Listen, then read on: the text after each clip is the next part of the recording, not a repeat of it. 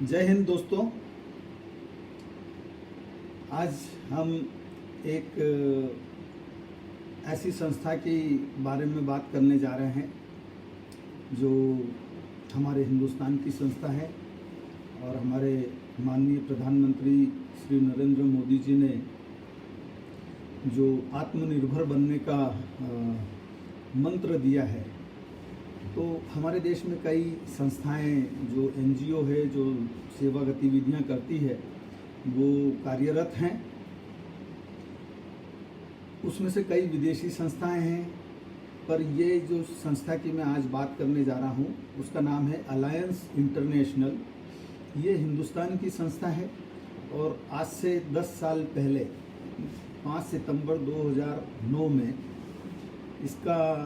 इसकी शुरुआत सतीश लाखोटिया जी जो कलकत्ता के हैं उन्होंने की थी। और इस संस्था को आज 10 साल हो गए हैं और इसका हेड ऑफिस कलकत्ता में है और इसके आज के तारीख में 40,000 सदस्य हैं। इसको आप ऑनलाइन भी देख सकते हैं, अलायंस ALLIANCE अलायंस इंटरनेशनल अगर आप डालेंगे। हम इस संस्था की क्यों बात करना चाह रहे हैं, क्योंकि कई विदेशी संस्थाओं में जो सदस्यता शुल्क होता है वो बहुत ज़्यादा होता है और वो विदेशों में जाता है। एक उदाहरण के लिए लायंस को ले लें तो उसका जो वार्षिक सदस्यता शुल्क और सदस्यता जो पहली बार ली जाती है उसका शुल्क मिला के लगभग 5,000 रुपये प्रति सदस्य विदेश चला जाता है और हमारे देश में लगभग 2 लाख लायंस सदस्य हैं। तो आप सोचिए कितना पैसा हमारा विदेश में चला जाता है। और ये हमारी जो अलायंस इंटरनेशनल जो संस्था है, इसका जो सदस्यता शुल्क है, प्राथमिक सदस्यता लेने से वार्षिक शुल्क तो लगभग 500 रुपये प्रति वर्ष आता है। 300 रुपये प्रति वर्ष शुल्क है, 100 रुपये एंट्री फीस है और 100 रुपये मल्टीपल और डिस्ट्रिक्ट का ड्यूज होता है। इस संस्था का जो क्रियाकलाप है वो ऐसा रहता है कि पहले सदस्य, उसके बाद 15 सदस्य मिलके एक क्लब बना सकते हैं, कई क्लब मिलके कुछ एक जोन बना सकते हैं और कुछ जोन मिलके एक रीजन और कुछ रीजन मिलके एक डिस्ट्रिक्ट। और पूरा जो भारत है उसको 4 मल्टीपल में बांटा गया है। तो कई डिस्ट्रिक्ट मिलके एक मल्टीपल बनाते हैं और मल्टीपल 4 होते हैं, ईस्ट, वेस्ट, साउथ और नॉर्थ। और उसके बाद आती है supreme body, that is international board. और इंटरनेशनल प्रेसिडेंट इसका सबसे हाईएस्ट पोस्ट होती है जो इस संस्था में आप प्राप्त कर सकते हैं। तो ये इसका स्ट्रक्चर है, from bottom to top, member, club, zone, region and then district, then multiple and then international.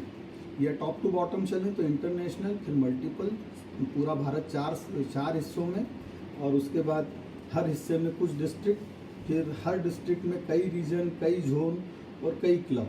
तो अभी हमारे देश में इसके 40,000 सदस्य हैं, 100 के लगभग डिस्ट्रिक्ट हैं और 4 मल्टीपल हैं और इसमें करीबन 2,000 क्लब्स हैं टोटल। और ये 24 देशों में कार्यरत है अभी ये संस्था। तो इसमें क्या हुआ कि 24 देशों में तो वहाँ से जो ड्यूज आता है वो हमारे देश में आता है। इसका हेड ऑफिस कलकत्ता में है। चूँकि ये हिंदुस्तानी संस्था है तो अब हमें इसमें पैसा मिलता है। दूसरी संस्थाओं में हमें पैसा जो देना पड़ता है तो वो विदेश जाता है। तो ये इसका फीस का स्ट्रक्चर है और ये इसकी संरचना है कि किस प्रकार से हम इसमें आगे बढ़ सकते हैं। फिर क्लब फीस जो रहती है वो कैसे डिसाइड होती है, ये तो सदस्यता शुल्क हुआ इंटरनेशनल का। फिर क्लब की फीस, जैसे सपोज आपने एक 15 मेंबर का ग्रुप बनाया, अब वो 15 मेंबर का ग्रुप चाहता है कि हमारी हर मीटिंग 5 स्टार होटल में ही हो, तो आप उस हिसाब से उसकी, और हस्बैंड वाइफ दोनों आए तो उस हिसाब से आप अपना शुल्क 5,000 रुपये प्रति वर्ष रख सकते हैं। या अगर आप चाहते हैं कि कहीं चाय पे मीटिंग कर सकते हैं तो फिर आप उसका सदस्यता शुल्क सिर्फ 1 या 1,500, क्योंकि 500 रुपये तो आपके चले जाएंगे और बाकी खर्च आपको अपने क्लब की एक्टिविटीज़ करने के लिए, सर्विस करने के लिए, जिसको मैं अभी सब विस्तार में चर्चा करूंगा, और एडमिनिस्ट्रेटिव, जैसे आप पैड छपाते हैं, अपना प्रचार प्रसार करते हैं, उसके लिए उपयोग में आता है। फिर इसमें फंड रेजिंग, इसमें कहीं पैसा मिलता नहीं, इंटरनेशनल से आपको कोई पैसा नहीं मिलेगा। ये एक संस्था है, उसके आप सदस्य हो गए तो आपको इसमें पैसा देना ही रहता है। और चूँकि ये सर्विस ऑर्गेनाइजेशन है, तो सर्विस ऑर्गेनाइजेशन में आप जब जुड़े तो ये कभी कुछ वहाँ से रिटर्न लेने की सोच के नहीं जुड़े। वहाँ आपको देना ही देना है। आप सर्विस करने जा रहे हैं, आप सेवा करने जा रहे हैं, आप सहायता करने जा रहे हैं। फिर इसका जो फाइनेंशियल ईयर होता है वो फाइनेंशियल ईयर जैसा हमारा फाइनेंशियल ईयर होता है 1 अप्रैल से 31 मार्च तक रहता है। और इसका इंटरनेशनल कन्वेंशन, एक अंतर्राष्ट्रीय समारोह होता है, वो फरवरी में होता है प्रतिवर्ष। इस साल नहीं हो पाया। और अभी हमारे जो इसके इंटरनेशनल प्रेसिडेंट हैं वो अलाई VVS शर्मा जी हैं। और हमारे इंदौर में मैं इसमें अभी वर्तमान में इंटरनेशनल डायरेक्टर हूँ। और इंदौर में डॉक्टर सुबोध बांझल हैं हमारे साथ, वो इंटरनेशनल कमेटी चेयरमैन हैं। डॉक्टर अभ्युदय वर्मा हैं जो हमारे डिस्ट्रिक्ट गवर्नर हैं। और हमारे पास करीबन 10 क्लब हैं। तो इस प्रकार से ये इसका स्ट्रक्चर रहता है।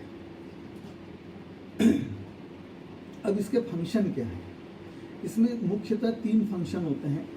एक तो आपकी फ्रेंडशिप या आपके रिलेशंस बढ़ते हैं। कोई भी संस्था से अगर आप जुड़ते हैं और उसके 40,000 सदस्य हैं तो एक तरह से आप वो 40,000 सदस्यों का एक परिवार हो गया, तो आपकी एक फ्रेंडशिप बढ़ती है। दूसरा आपका डेवलपमेंट होता है, पर्सनल डेवलपमेंट, पर्सनलिटी का डेवलपमेंट होता है। जैसे आज मैं बात कर रहा हूँ, आप कोई प्रोग्राम अरेंज करते हैं तो आपकी ऑर्गेनाइजेशनल कैपेसिटी असेस होती है। आप किसी प्रोग्राम को कितने अच्छे से ऑर्गेनाइज कर सकते हैं, ये आपकी कैपेबिलिटीज़ परिलक्षित भी होती है और डेवलप भी होती है। फिर आप इसमें कई चीज़ें सीखते हैं, जैसे आपके वोकल स्किल्स सीखते हैं। आपको जब भाषण देना पड़ता है, स्टेज को परफॉर्म करना पड़ता है या स्टेज को मैनेज करना पड़ता है, जो मास्टर ऑफ सेरेमनी का काम करना पड़ता है। तो इस प्रकार से आपका वोकल स्किल डेवलप होता है, पर्सनालिटी डेवलप होती है और आपकी फ्रेंडशिप डेवलप होती है। तो फ्रेंडशिप का सबसे बड़ा फ़ायदा, सपोज आज एक अलायंस क्लब से अहमदाबाद में है या सूरत में है और आपको किसी जगह कोई ज़रूरत पड़ गई, और अगर आप वहाँ किसी व्यक्ति को जानते हैं कि अलायंस के तो नाम पे, तो आपको एकदम से आप उससे कांटेक्ट करके आप उसको कह सकते हैं कि मुझे ये परेशानी है। तो वो आपको मदद कितनी करेगा नहीं करेगा वो अलग बात है, पर वो आपको कुछ रास्ता तो सुझा ही देगा। एक आपके पास एक जरिया तो है कि हाँ अहमदाबाद में मेरे पास कोई है, या सूरत में कोई है, या महाराष्ट्र में कोई है, मतलब कहीं भी जो भी, क्योंकि 2000 क्लब है तो पूरे देश में कहीं ना कहीं कोई ना कोई क्लब मिल ही जाएगा आपको।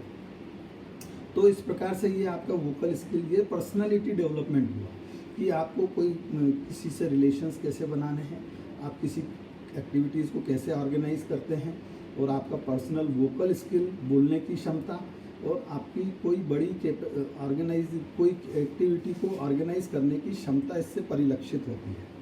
फिर इसका जो 3rd पार्ट है वो सोसाइटी को सर्विस करना है। अब सर्विस करना है तो जैसे स्कूल में काफ़ी किताबें बांट दी, ये एक आम व्हील चेयर दे दी विकलांगों को, तो सर्विस के बहुत सारे रूप है। सपोज आप एक गांव में एक अपनी कार में जा रहे हैं कहीं रास्ते में, और कहीं आपके सामने कोई ठेला गाड़ी वाला जा रहा है, उसके ऊपर भारी बोझ है और वो खींच नहीं पा रहा है, चढ़ाव आ गया, तो आप उतर के अगर उसको धक्का लगा दिया तो ये भी आपने उसकी सहायता कर दी, ये आप उसकी सर्विस कर सकते हैं। अब आपकी मेरी आवाज़ ठीक है? हाँ, मुझे यहाँ कुछ लोगों से पता चला कि मेरी आवाज़ ठीक नहीं आ रही है, तो अभी ठीक है आवाज़? अब ठीक है आवाज़?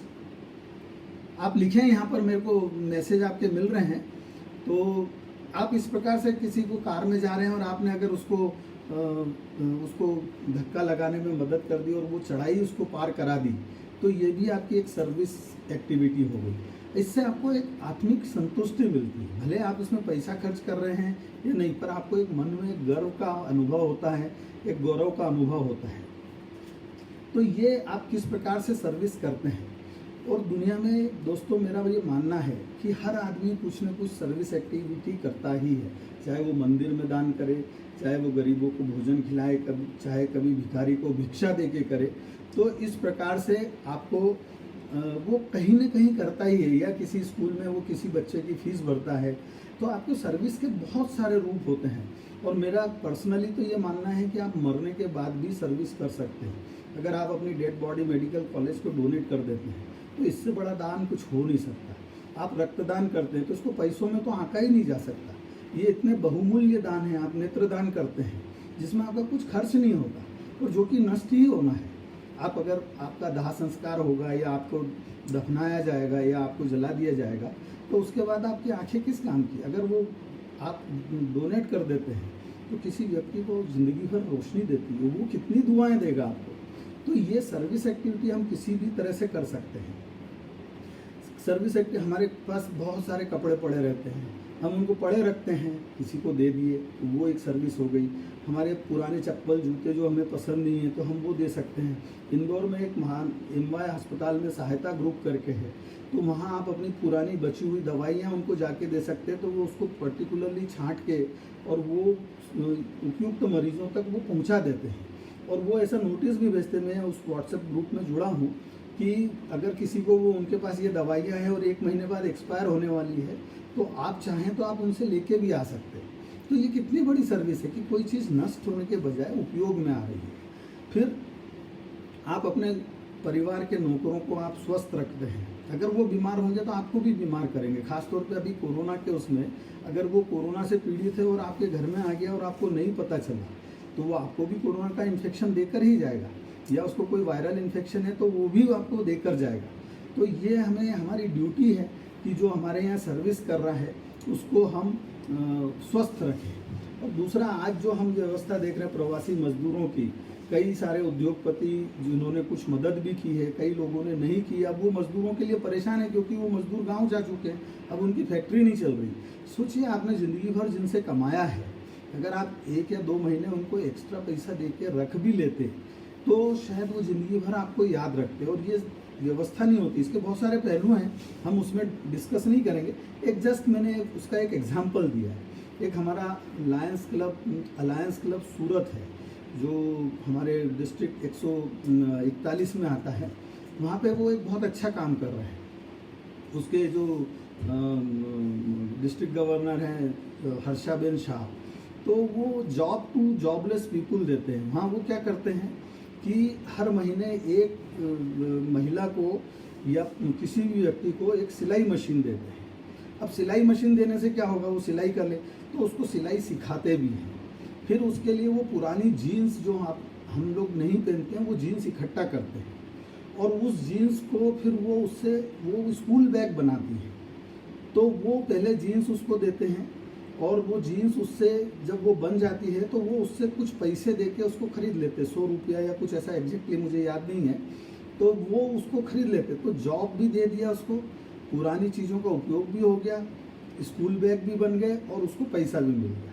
तो ये कंस्ट्रक्टिव सोच है। और ये वहाँ पर जो हमारे पूर्व इंटरनेशनल प्रेसिडेंट थे अलाई भूपेंद्र भाई चाहवाला, ये उनकी सोच है और उन्होंने ये प्रोजेक्ट को शुरू किया था। इसमें वहाँ के जो विधायक हैं भाजपा के, वो भी उसमें इन्वॉल्व हैं।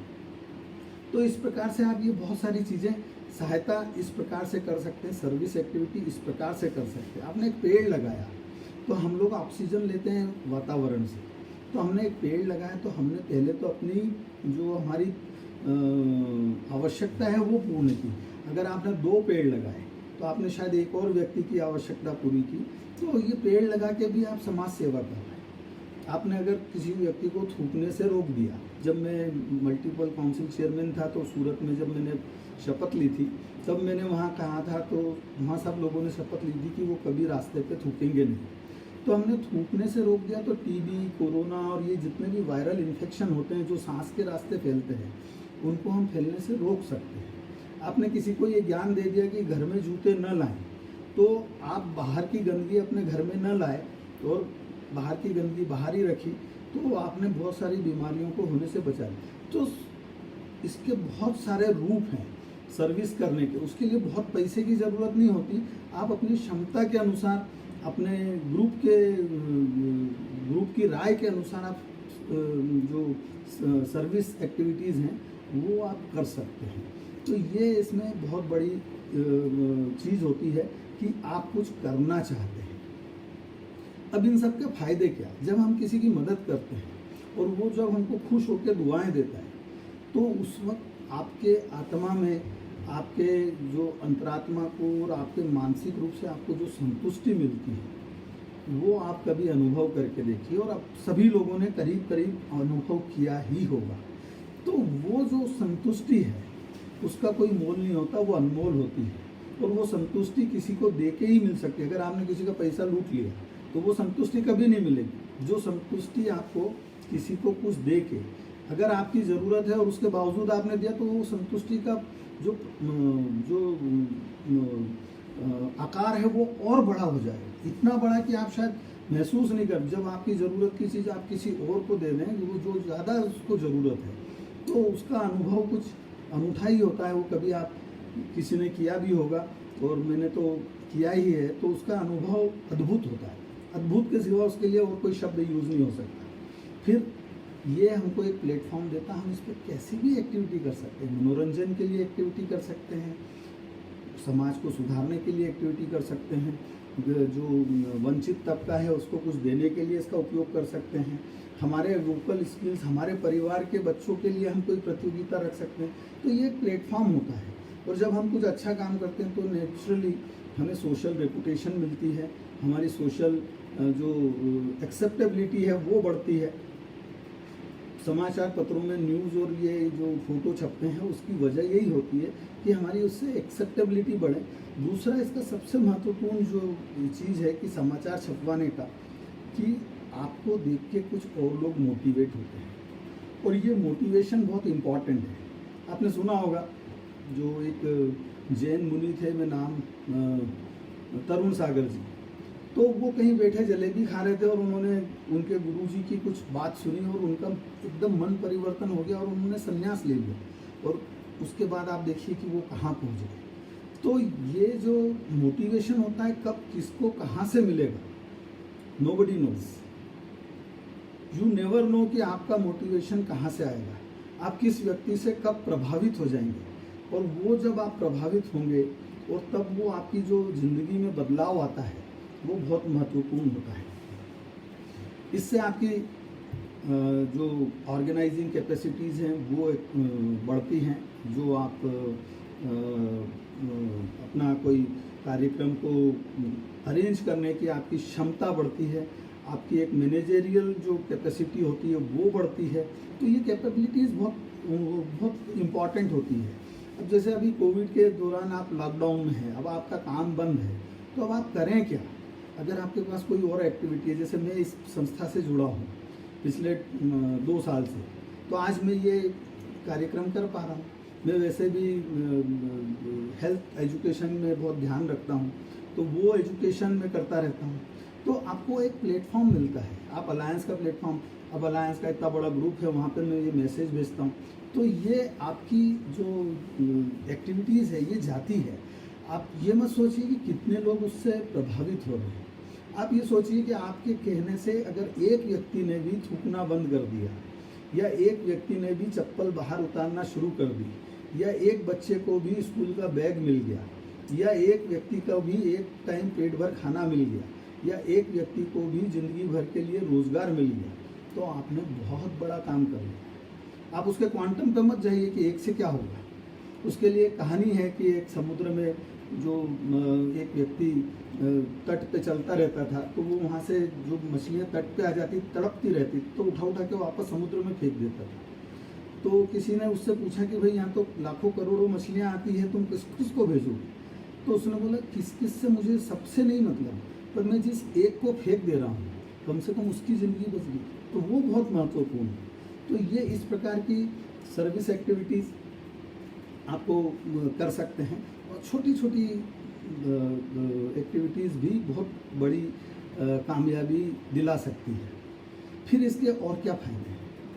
जब आपके कॉन्टेक्ट, आज कोई भी बिजनेस हो तो वो बिजनेस कब बढ़ता है? जब आपके संबंध होते हैं। बगैर संबंधों के कोई बिजनेस नहीं चलता। या तो आपकी रेपुटेशन है तो रेपुटेशन इससे बनती है, आपके संबंध कॉन्टैक्ट्स बढ़ते हैं तो आपको आपके बिजनेस को बढ़ने में मदद मिलती है। तो आपको डायरेक्टली कोई पैसा नहीं मिलता है। फिर आप जब ये इतना बड़ा एक संसार आपका परिवार बनता है पूरे भारत में, तो आप नई नई जगह पे जा सकते हैं। कई सारे कार्यक्रम होते हैं, इनकी विदेशी यात्राएं होती है जो बहुत कम कीमत पे होती है, बहुत कम कीमत पे, क्योंकि ये एक एनजीओ है। तो जो सतीश लाखोटिया जी हैं और जो इनके इंटरनेशनल प्रेसिडेंट है भूपेन भाई चाहवाला और बहुत सारे लोग और भी जुड़े हुए हैं, वो इतना मेहनत करते हैं कि वो इतनी कम कीमत पे, आप सोच भी नहीं सकते कि इतनी कम कीमत पे एक विदेश यात्रा इतने अच्छे तरीके से हो सकती है। जो लोग जाकर आए हैं उनसे आप पूछिए कि कितनी बेहतरीन विदेश यात्रा है। फिर आपकी फेलोशिप बढ़ती है, आप नए नए स्थान देखते हैं, इमरजेंसी में आपको मदद मिलती है। 2 या 3 चीज़ का बहुत ध्यान रखने की ज़रूरत है कि यहाँ से आपको कोई पैसा नहीं मिलता, यहाँ से आपको कोई रिटर्न नहीं मिलेगा, फाइनेंशियल मॉनेटरी गेन कुछ नहीं होगा, पर आपका बिजनेस बढ़ सकता है, आपके दोस्त, आपका दायरा, आपकी सोच का दायरा, ये सब चीज़ बढ़ सकती है। पर यहाँ से कोई मॉनेटरी गेन नहीं होता और इसमें कोई भी पद हासिल करने के बाद आपको कोई इंसेंटिव नहीं मिलता। आप अगर मान लो कोई सपोज आप मल्टीपल काउंसिल चेयरमैन बन गए या गवर्नर बन गए, तो आपको कहीं जाना है तो आपको अपने ही खर्चे से जाना है, आपको अपने ही खर्चे से होटल में रुकना है। तो यहाँ वो कोई चीज़ रिफंड नहीं मिलती। और कोई भी व्यक्ति ये अगर सोचता है कि मैं आज 5,000 रुपये या 2,000 रुपये फीस दे रहा हूँ और मुझे वो 2,000 रुपये वसूल करना है, तो फिर ये संस्था ज्वाइन करना ठीक नहीं है, क्योंकि यहाँ से आपको 2,000 से कई गुना ज़्यादा मिलेगा, पर वो रुपए के रूप में नहीं मिलेगा तुरंत। आपको सीधे रुपए की अलायंस इंटरनेशनल से पैसे आ गए वैसा नहीं होगा, आपको वो मिलेगा आपके दायरे से, आपकी मित्रता के दायरे से बढ़ने से, आपका बिजनेस कॉन्टैक्ट बढ़ने से, आपकी सोच का दायरा बढ़ने से, आपकी जो मानसिक सोच है, आपकी जो सामाजिक सोच है, वो बढ़ने से आपको इसका फ़ायदा मिलता है। तो ये आपके इसके बारे में कुछ चीज़ें हैं। और ये मैं पुनः एक बार कहना चाहता हूँ कि ये एक हिंदुस्तानी संस्था है, इसका सदस्यता शुल्क दूसरी संस्थाओं लायंस, रोटरी वगैरह की बनिस्बत बहुत कम है। और वहाँ जो हमारा पैसा बाहर जाता है, जब आज हमारे मोदी जी आत्मनिर्भर बनने की बात कह रहे हैं, उस वक्त ये बहुत इम्पॉर्टेंट है कि हम अपना देश का पैसा बाहर जाने से बचाएं और हमारे ही देश में हमारे ही भाइयों के लिए उस चीज़ का उपयोग करें। आपके कुछ सवाल जैसे मुझे दिख नहीं रहे हैं, और मैं यहाँ भाई भूपेन भाई चाहवाला जो हमारे पास्ट इंटरनेशनल प्रेसिडेंट है, उनकी उपस्थिति भी दर्ज करता हूँ। श्री श्याम पांडे जी जो इंटरनेशनल डायरेक्टर हैं सागर से, उनकी उपस्थिति भी दर्ज करता हूँ। तो ये लोग मुझे सुन रहे हैं, ये मेरा सौभाग्य है। तो थैंक यू वेरी मच। और अगर आपके कोई सवाल तो आप चैट बॉक्स में लिख सकते हैं, मैं भी 1-2 मिनट में और देने की कोशिश करूँगा। जब उनके जवाब कोशिश करूँगा कि मैं उनके जवाब दे सकूँ। ये हर व्यक्ति, मेरा एक सोच है कि हर व्यक्ति के लिए एक एक्स्ट्रा प्लेटफॉर्म हो। अभी लॉकडाउन फेज़ में इसकी बहुत ज़रूरत महसूस होती है। अब आपके 40,000 अगर दोस्त हैं तो आप उनसे बात करके ही 2 महीना लॉकडाउन के निकाल सकते हैं। कितनी बड़ी बात है। Excuse me. अच्छा, फिर क्या होता है, हर व्यक्ति की एक अपनी कैपेसिटी होती है। हर व्यक्ति एक सब कुछ नहीं कर सकता। मैं बहुत अच्छा डॉक्टर हूँ तो ज़रूरी नहीं कि मैं बहुत अच्छा इंसान भी हूँ। मेरे अंदर भी कुछ कमियाँ हो सकती हैं, मेरे अंदर भी कोई खूबी हो सकती है। मैं आपको एक चीज़ बताता हूँ कि जब मैंने रक्तदान शुरू किया, मैं आपको इसलिए मैं अपनी उपलब्धि का बखान नहीं करना चाह रहा हूँ, पर मैंने 101 दफ़ा रक्तदान किया है। 101 दफ़ा के बाद मैंने बंद कर दिया। अब मैं उसका इम्पैक्ट आपको बताता हूँ और मेरी शुरुआत कैसे हुई वो 1 मिनट में बताता हूँ। मैं एक मेरे मित्र के यहाँ बैठा था और हम ऐसे ही चर्चा कर रहे थे कि रक्तदान देने से क्या फ़ायदा।